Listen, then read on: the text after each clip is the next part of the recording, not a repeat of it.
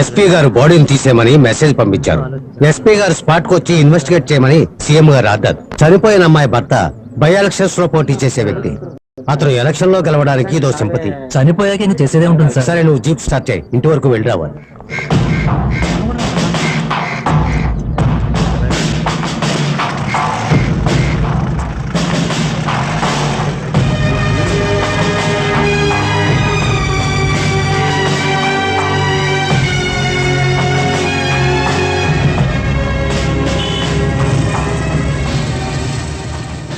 ఏంటి ఇక్కడ ఇంతమంది ఉన్నారు? ఈ ఇంట్లో ఒక ఆవిడ చనిపోయారు. ఎలా చనిపోయింది? ఎలా చనిపోయిందో తెలీదు, కానీ ఉదయాన్నే చూసేసరికి చనిపోయింది. ఒకవేళ ఆత్మహత్య అయి ఉండొచ్చు. ఓహో అలాగా.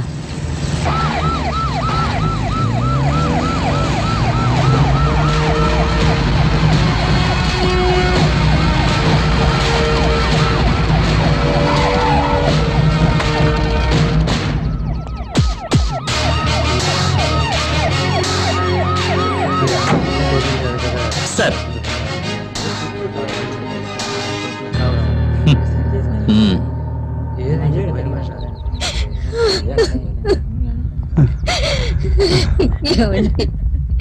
మన రమ్యకప్పుడే 100 ఏళ్ళు నిండిపోయాయా? ఎప్పుడు వచ్చారు? కాసేపు అయింది.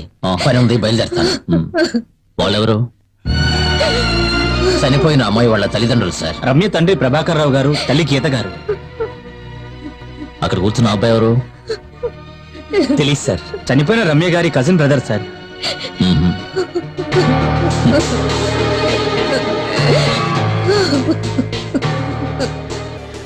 మిగిలిన ఇద్దరు మా అమ్మ నాన్న సార్. ఎందుకు నువ్వెవరు? నా పేరు అశోక్, పక్కనే మా ఇల్లు. ప్రభాకర్ రావు గారు మేము ఫ్యామిలీ ఫ్రెండ్స్ అండి. అయితే ఏంటి? ఏమయ్యా, క్రైమ్ సీన్ లో పొలిటీషియన్స్ ఎందుకు? అది కాదు సార్, ఈయన పార్టీ. ఏమిటయ్యా పార్టీ? పంపించాయి సార్. Sorry sir.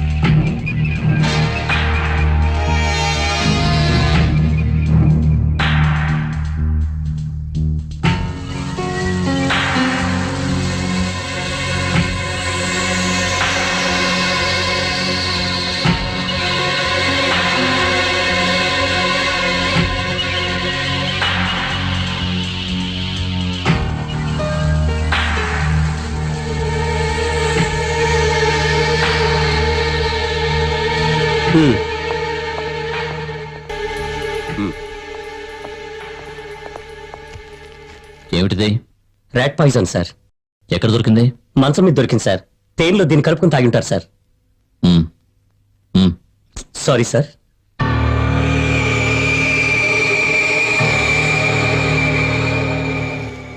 నాకు ఫోన్ చేసినప్పుడు లెటర్ అయితే దొరకలేదని చెప్పారు. అవును సార్, ప్రిలిమినరీ ఇన్వెస్టిగేషన్ లో దొరకలేదు సార్. మేము ఈ టేబుల్లోని డ్రాలో వెతికినప్పుడు ఒక బుక్ లో ఉంది సార్. ఇంతకీ బాడీని ఎవరు ఐడెంటిఫై చేశారు? ఈయనే సార్. ఈమె ఇంటి పని మనిషి సార్. కాస్త ముందుకు రండి. నువ్వు ఇక్కడే ఉంటావా? లేదు, నా పని అయ్యాక ఇంటికి వెళ్ళిపోతాను. సార్ లేనప్పుడు మాత్రం రాత్రులు ఇక్కడే ఉంటాను. రాత్రి నువ్వు ఇక్కడే ఉన్నావంటే సార్ రారని నీకు ముందే తెలుసా? సార్ రారని చెప్పి రమ్య మేడం రాత్రికి నన్ను ఇక్కడే ఉండిపోమని చెప్పారు. సార్ లేనప్పుడు ఇక్కడే ఉంటానని చెప్పావుగా. నేనున్నప్పుడే సార్ వచ్చారు.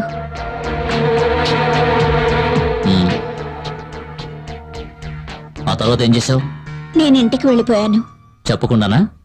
నేను చెప్పే వెళ్ళాను. ఆ సమయంలో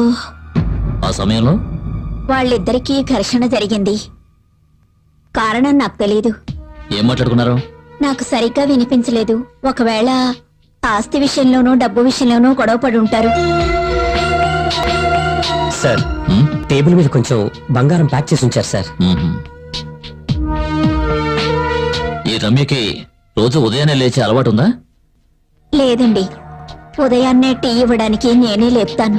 మరి ఉదయాన్నే నువ్వు లోపలికి ఎలా వస్తావు? రాత్రి నేను ఇంటికి వెళ్ళేటప్పుడు తాళం వేసుకొని వెళ్ళిపోతాను. నా దగ్గర ఒక తాళం ఉంది. మళ్ళీ ఉదయాన్నే వచ్చి తలుపులు తెరుస్తాను. మామూలుగా ఆవిడ ఎప్పుడు లేస్తారు? ఆవిడ మామూలుగా ఆలస్యంగానే లేస్తారు. నేను ఉదయం 6 గంటలకు వస్తాను.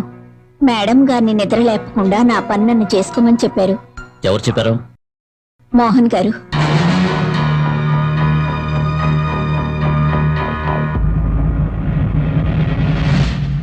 నీ పేరేమిటి? సుమేష్. కాస్త ముందుగారా. నువ్వంత ఉదయాన్నే ఇక్కడేం చేస్తున్నావు? పాలు తీసుకొచ్చాను సార్. నువ్వు పాలవాడివా? నేను చూస్తుంటే అలా అనిపించడం లేదే. లేదు సార్, రోజు మా అన్నయ్య పాలు సప్లై చేస్తాడు. నేను బెంగళూరు నుంచి ఉదయమే వచ్చాను. పాలు సప్లై చేసే టైంకి అన్నయ్య లేవలేదు. అవును, మీ అన్నయ్య ఆలస్యంగా లేవడానికి కారణం ఏంటి? ఇతను చెప్పేది నిజమేనా? నిజమేనండి.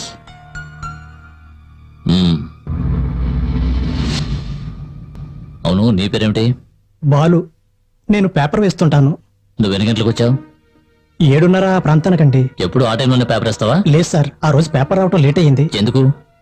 పేపర్ రావటం ఎందుకు లేట్ అయిందంటే అదే ఎందువల్ల? లారీ టైరు పంచర్ అయింది సార్.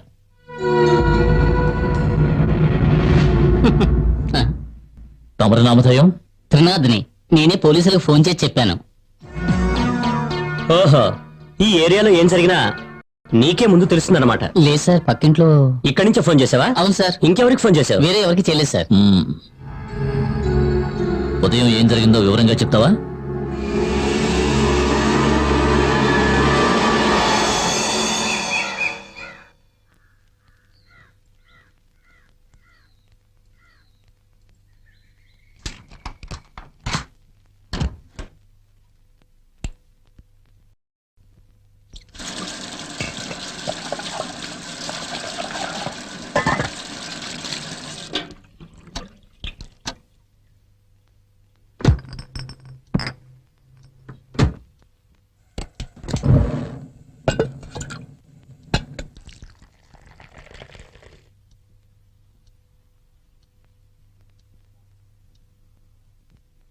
అమ్మా, రమ్యమ్మా, అమ్మా,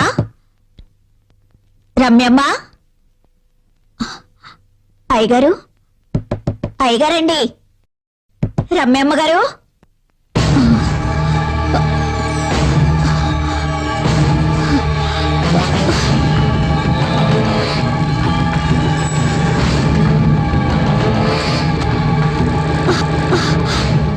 ఏమైంది? ఎందుకు ఆ కంగారు? ఏమైందో తెలియడం లేదు. పిలిస్తే ఎవరూ పలకడం లేదు.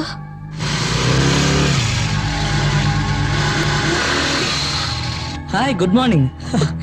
సారీ అండి, ఉదయాన్నే అన్నయ్య లేవడం లేట్ అయినందువల్ల పాలు తీసుకురావడం లేట్ అయింది. ఏంటి, ఏమైంది?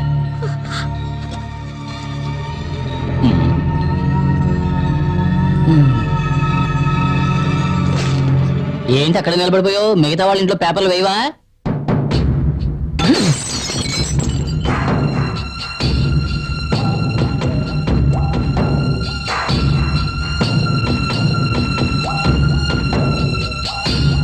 ఇక్కడ ఎవరు లేరేంటి?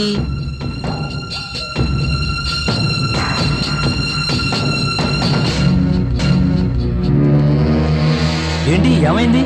లోపల ఎవరు కనిపించడం లేదు. నిన్న రాత్రి నేను ఇంటికి వెళ్ళేటప్పుడు వాళ్ళిద్దరూ ఉన్నారు. ఆ తర్వాత ఏం జరిగిందో మనకు తెలియదు కదా. నిన్న రాత్రి 8 గంటలకి మోహన్ బైక్ లో బయటికి వెళ్ళాడు. రమ్య ఇంట్లోనే ఉంది. రాత్రి 11 గంటలైనా మోహన్ ఇంటికి రాలేదు. ఒకవేళ వచ్చుంటే బైక్ శబ్దం నాకు వినిపించదు కదా. ఇక్కడ ఆడమనిషి కాళ్ళు కనిపిస్తున్నాయి. నేల మీద పడుకుని ఉన్నారు. ఎక్కడ ఎవరు కనిపించట్లేదే. కాస్త కింద నుంచి చూడండి, కనిపిస్తుంది. కనిపిస్తుందా? ఇప్పుడు కనబడుతుంది. తల కనబడలేదు, కాళ్ళు కనబడుతున్నాయి. అమ్మా, రమ్మమ్మ ఏం జరుగుతుందో ఆవిడకి ఏమైందో ఏమిటో. ఇప్పుడు ఏం చేయాలో అర్థం కావట్లేదే. ప్రాణం ఉంది, కాళ్ళు కదలడం నేను చూశాను. అయ్యో దేవుడా.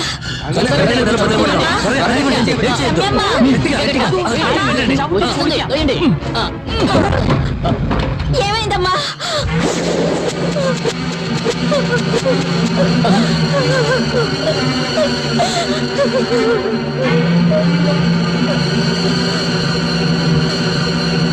ప్రాణం పోయింది.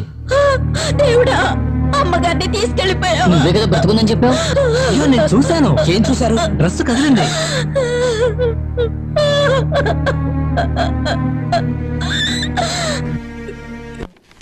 ఒక అనుకోని దుర్ఘటన జరిగిన ఇంటి నుంచి పోలీసులకు ఇన్ఫార్మ్ చేసిన తర్వాత ఆ ఫార్మాలిటీస్ ఏమిటో నీకు తెలుసా? ఆవిడకి ప్రాణం ఉందని మా వాడు చెప్పాడు. అందుకే హాస్పిటల్ తీసుకెళ్లి చెక్ చేయించాలని మాకు అనిపించలేదు. ప్రాణం ఉందని ఎవరు చెప్పారు? వాడు ప్రాణ భయంతో పారిపోయాడు. వాడేంట్రా? తెలీదు సార్. తెలీదా? అవును సార్, స్టేషన్ కి ఫోన్ చేయాలని నేను ఆ రూమ్ లోకి వెళ్ళాను. మిగతా వాళ్ళందరూ అప్పుడు ఇంట్లోకి వచ్చారు కదా. అతన్ని ఇంతకు ముందు ఎప్పుడైనా చూసారా? లేదు సార్. ఫోన్ చేసిన తర్వాత నువ్వేం చేస్తున్నావు? ఇంటికి తాళం పెట్టి వెళ్ళిపోయాను సార్. ఇంటికి తాళం ఎందుకు పెట్టావు? అప్పటికే చుట్టుపక్కల జనాలందరికీ విషయం తెలిసి రావడం మొదలు పెట్టారు. వచ్చిన వాళ్ళందరూ ఇంట్లోకి వెళ్ళడం మంచిది కాదని. ఓహ్, అబ్బో, నువ్వేమైనా సెక్యూరిటీ గార్డు అనుకుంటున్నావా? అయితే మీరెవరూ ఆ వ్యక్తిని గమనించలేదు. ఆ? అవును సార్, అప్పుడున్న పరిస్థితుల్లో ఎవరూ ఆ విషయాన్ని గమనించలేదు. Excuse me please. వీళ్ళందరూ అడ్రస్ తీసుకుని పంపించేయండి. Sir.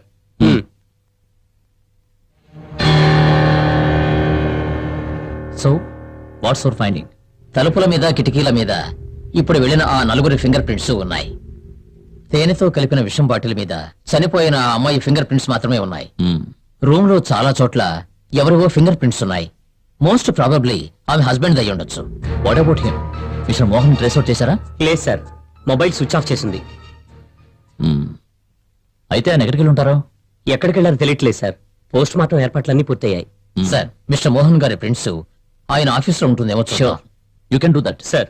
Shall I leave now sir? Post mortem అయిన తర్వాత ఫ్యామిలీ మెంబర్స్ ఇన్ఫార్మ్ Sir. చేయాలి. You get the post mortem report and come to my office. We will discuss there. వీలైతే mister Mohan ని direct గా కలవడానికి ప్రయత్నించండి. విషయం చెప్పినప్పుడు ఆయన ఫీలింగ్స్ ని గమనించండి. That's very important. సార్. నాకు విషయం తెలిసింది, కానీ ఇప్పటికీ నేను అది నమ్మలేకపోతున్నాను. మోహన్ ఇది ఎలా తట్టుకోగలడు? ఎస్పీని స్పాట్ కి డైరెక్ట్ గా వెళ్ళి ఎంక్వైరీ చేయమన్నాను. And I'm waiting for his call. Sir, Mohan మీకు పర్సనల్ గా తెలుసా? తెలుసు, కానీ అతను ఎటువంటి తప్పు చేయడని నా నమ్మకం. మనిషి అన్నాక తప్పు చేయడం అనేది అది కాదండి, మోహన్ మాత్రం అలాంటివాడు కాదు. He's a man of principles. నాకు 5 ఏళ్ల క్రితమే మోహన్ పరిచయం అయ్యాడు. అప్పుడే మేము రూలింగ్లోకి వచ్చాం. విశాఖ పరిసరాల్లో పేదలకి స్థలాలిద్దామనుకున్నాం. మా పార్టీలోనే కొందరు దాన్ని వ్యతిరేకించారు. మోహన్ వాళ్ళతో ఏకీభవించలేదు. దాని గురించి పెద్ద వివాదం అయింది. సొంత పార్టీలో గొడవల్ని రేకెత్తిస్తున్న ఇలాంటి వాళ్ళని బహిష్కరించాలి. సార్, 80 కుటుంబాలు అంటే ఉజ్జాయింపుగా 300 మంది జీవిస్తున్నారు. మారి మారి వస్తున్న రాజకీయ నాయకుల వాగ్దానాలే తప్ప వారికి మంచి చేసిన వారట ఎవరూ లేరు. వారి గురించి ఆలోచించింది లేదు. సార్, కూలి పని చేసుకుని జీవిస్తున్న కష్టజీవులు తలదాచుకోవడానికి వారికున్న ఏకైక ఆస్తి ఆ పూరి గుడిసెలు మాత్రమే. వాటిని నేలమట్టం చేసి వారిని నడి రోడ్ల నిలబెట్టి ఇక్కడ ఎవరు ఫ్యాక్టరీ నిర్మించడం అక్కర్లేదు, అందుకు మేము అంగీకరించము కూడా. సార్, ఈ ఫ్యాక్టరీ మన ఊళ్ళో మొదలు పెడితే ప్రజలకే కాకుండా మన పార్టీకి కూడా మేలు జరుగుతుంది. అవును మరి. ఆ కాలనీలో నివసించే వాళ్లలో 90% పైగా అపోజిషన్ పార్టీకి సంబంధించిన వాళ్ళు. స్థలం కేటాయించే సమయంలో ఆ కాలనీ వాళ్ళు ఆయనకు ఎదురు తిరుగుతారు. ఆ తర్వాత వచ్చే జనరల్ ఎలక్షన్స్ లో వాళ్ళందరి ఓట్లు మనకి సానుకూలంగా మారతాయి. సార్, ఇలా చేయటం వల్లే రాజకీయ నాయకుల మీద ప్రజలకి నమ్మకం పోయింది. వంతులు వేసుకుని రాజకీయ నాయకులు మోసం చేయడం వల్లే ప్రజలకి మనమంటే అసహ్యం కలుగుతోంది.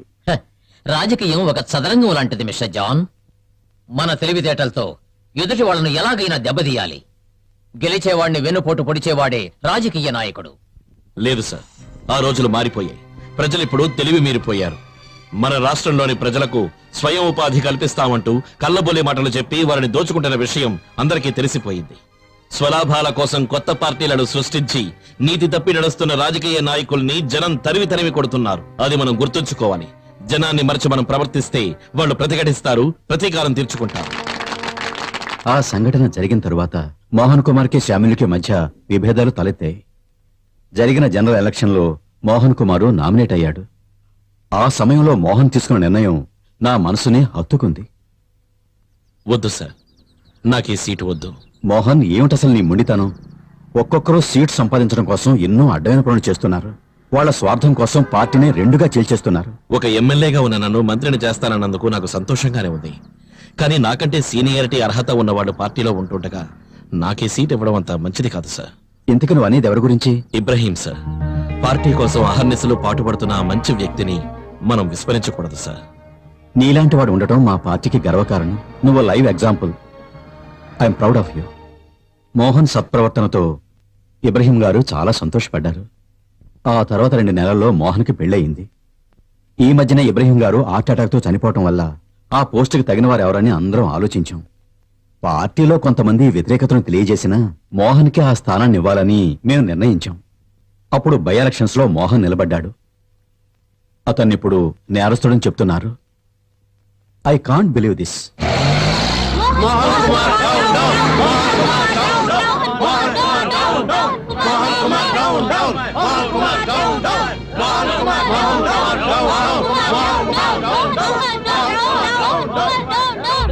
రండి.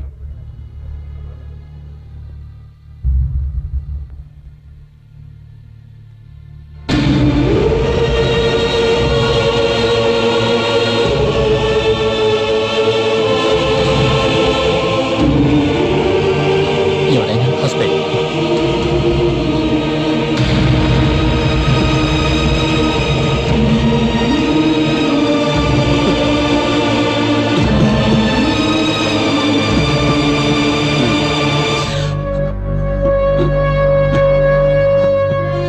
ఏంటి సార్? బాడీని మీరు తీసుకెళ్లొచ్చు. చనిపోయిన ఆవిడ భర్త ఎటువంటి వారు? ఎందుకు?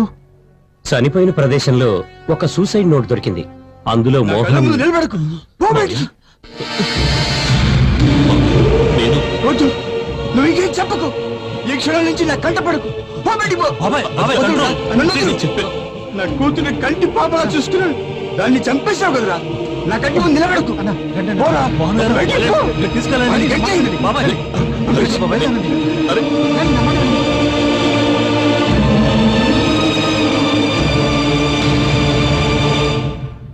సార్, పోస్ట్ మార్టం రిపోర్ట్ లో ఆ అమ్మాయి 20 గ్రాముల రెడ్ పాయిజన్, 3 నిద్ర మాత్రలు ఉపయోగించినట్టు తెలిసింది సార్. అదేవిధంగా మరణం సంభవించింది రాత్రి 11-12 గంటల మధ్యలో సార్. మరణం సంభవించడానికి కారణం కార్డియోజెనిక్ స్ట్రోక్ సార్. అది మాత్రమే కాకుండా ఇది ఒక ఇన్స్టెంట్ డెత్ అన్నది డాక్టర్ గారి అభిప్రాయం. విషాన్ని తీసుకున్న వెంటనే ఆ మరణించి ఉండాలి సార్. ఇది ప్లాన్ మర్డర్ అయితే 2 విధాలుగా జరిగి ఉండొచ్చు. ఒకటి, ఎవరైనా బలవంతంగా విషం పట్టించడం. ఆవిడ ముఖాన్ని బట్టి చూస్తుంటే ఆవిడికి ఎవరూ బలవంతంగా విషం పట్టించి ఉండరని తెలుస్తోంది. ఒకవేళ ముందుగానే పాలలో విషం కలిపిన తేనెను కలిపి అక్కడ పెట్టుంటే? చనిపోవడానికి ముందు రమ్య పాలు తాగినట్టు పోస్ట్ మార్టం రిపోర్ట్ లో ఉంది. రమ్యకి పడుకునే ముందు పాలు తాగే అలవాటు ఉందని పని మనిషి కూడా చెప్పింది. సార్, తెలియక తాగడం అంటే ఇట్స్ ప్రాక్టికల్లీ ఇంపాసిబుల్. ఎందుకంటే ఎటువంటి విషయమైనా తాగే వాళ్ళకి ఆ రుచిని బట్టి తేడా తెలుస్తుంది సార్. తను కన్జ్యూమ్ చేసింది rat poison sir. It smells very pungent sir. ఇంకో విధంగా ఆలోచించాల్సిన అవసరం లేదు సార్. ఇది ఒక ఆత్మహత్య అని మనకు క్లియర్ గా తెలుస్తోంది. ఎందుకంటే తను లోపల తాళం వేసుకుంది. అది మాత్రమే కాకుండా సూసైడ్ నోట్ లో handwriting Ramya handwriting అని కన్ఫర్మ్ అయింది. Now come to the real question. Why? ఎందుకు అలా చేసింది? దాని గురించి మిస్టర్ మోహన్ గారిని అడగాలి సార్.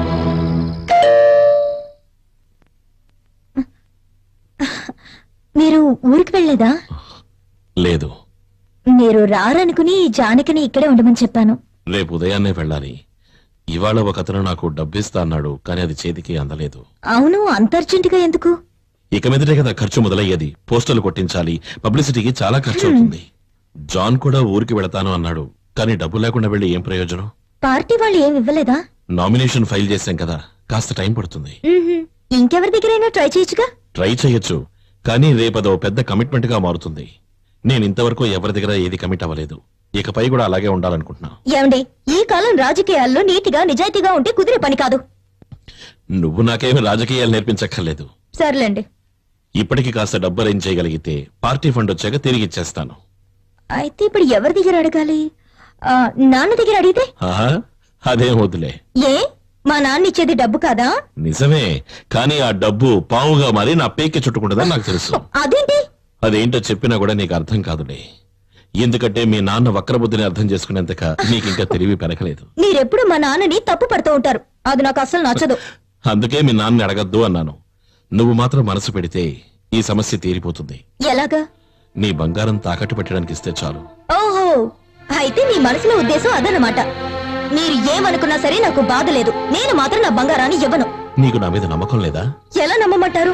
నెల రోజుల్లో తిరిగిస్తానని చెప్పి నా అకౌంట్ లోంచి 2 లక్షల రూపాయలు తీసుకోలేదు, ఇంతవరకు తిరిగి ఇవ్వలేదు. 3 సంవత్సరాలైంది. ఏమండి, నేను ఒకటి చెప్పనా? నా బంగారం మాత్రం మా నాన్న ఇచ్చింది కాదా? అదిస్తే మాత్రం తీసుకుంటారా? ఓహో, గొప్ప తండ్రి. మా నాన్న ఏం చేశారు? ఆయన రాజకీయాల్లో ఉన్నారు, కానీ కుటుంబాన్ని బాగానే చూసుకునేవారు. అంతేకాక మా నాన్న ఏ లోటు చేయలేదు. బట్ ఇప్పుడు మీ నాన్న ఎలా డబ్బు సంపాదించాడో ప్రజలందరికీ కూడా తెలుసు. మీ దృష్టిలో మా నాన్న దుర్మార్గుడే అయి ఉండొచ్చు, కానీ ఆయన నాకు దేవుడు. తండ్రి పేరు తెలియని మీకు ఆ విలువైతే. అవునే, తండ్రి పేరు తెలియని వాణ్ణి.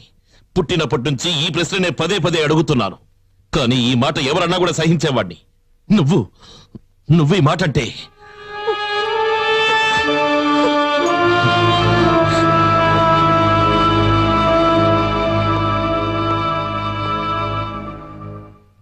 Mister Mohan, you are under arrest.